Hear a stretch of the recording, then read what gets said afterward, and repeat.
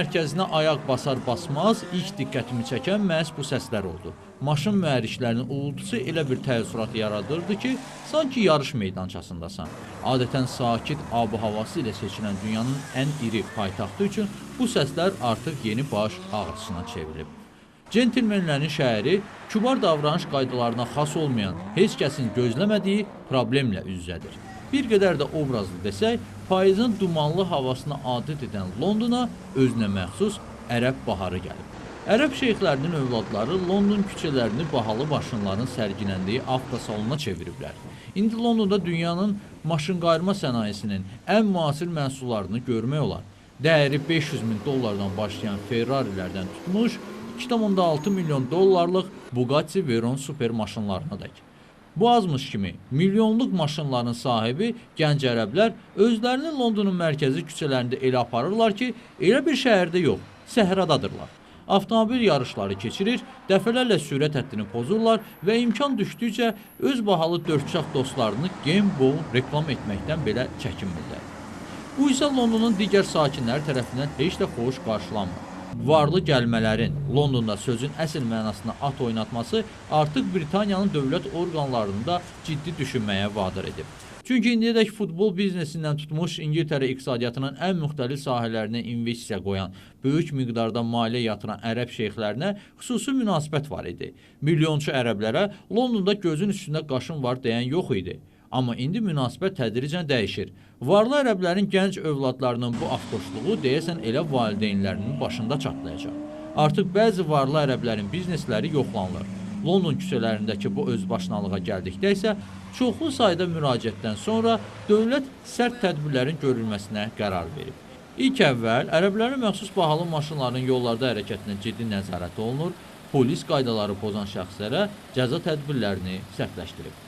Əvvəllər sadəcə sürücülər cəriməni verməklə kifayətlənirdilərsə, indi artıq söhbət hətta bahalı maşınların müsadirə olunmasından gedir. Yerli hüquq mühafizə orqanları düşünürlər ki, yalnız belə radikal tədbirlərlə bu özbaşınalığın qarşısını qismən almaq olar. Mütəxəssislər yaranmış vəziyyəti Böyük Britaniyaya gələn varlı ərəblərin bir çoxunun psixologiyası ilə əlaqələndirirlər. Ərəblərin şöhrətpərəstliyi çoxdan məlumdur. Qızıl və brilyantla bəzədilən bahalı maşınlar, telefonlar, milyardlarla dəyəri olan evlər, imarətlər. Amma bütün bunlar bir çox hallarda əsrlərlə tarixi olan Londonun kübar cəmiyyətinə daxil olmağa, necə deyərlər, elə həmin ərəblərə viza vermir.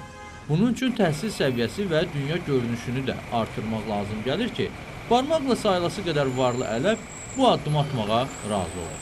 Yerdə qalanlar isə özünü ifadə üçün fərqli üsullara əl atır. Ortaya isə bax belə bir görüntü çıxır.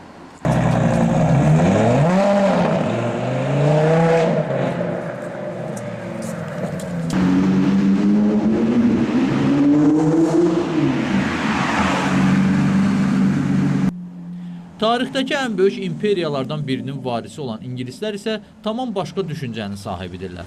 Onlar maşın seçərkən də kifayət qədər təvazökar olurlar. İngilislər bizdə də normal qəbul edilən varlığa nə darlıq deyimi ilə kökündən razı deyirlər və qazandıqları hər bir qəpin qədrini bilən ingilislərin maşın seçimi də bax belədir. Kiçik, kompakt və az benzin işlədən. Elə həmsöhbətim Erik Johnson da sanki mənim müşahidələrimi bir daha təsdiqləmiş oldu. 3 ildir ki, maşın sahibi olan Erik öz kiçik dördçaqlı dostundan tam razıdır. London küçələrində baş verilənlərə isə onun münasibəti belədir. Məncə bütün bunun sadəcə bir izahı var. Qudurğanlıq. Əslində hər bir ingilis istəsə bahalı maşın ala bilər. Sadəcə o əvvəlcə özünə sual verər. Bu mənə lazımdırmı? London bahalı şəhərdir. Bizdə benzinin qiyməti də kifayət qədər yüksəkdir. Kiçik qabaritli maşınlar isə bizim nəqliyyat vasitəsinə olan bütün ehtiyaclarımızı ödəyir.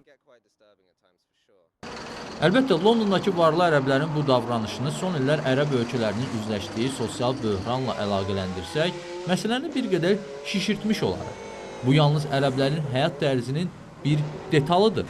Amma yaddan çıxarmayaq ki, iblis də məhz detallarda gizlənir.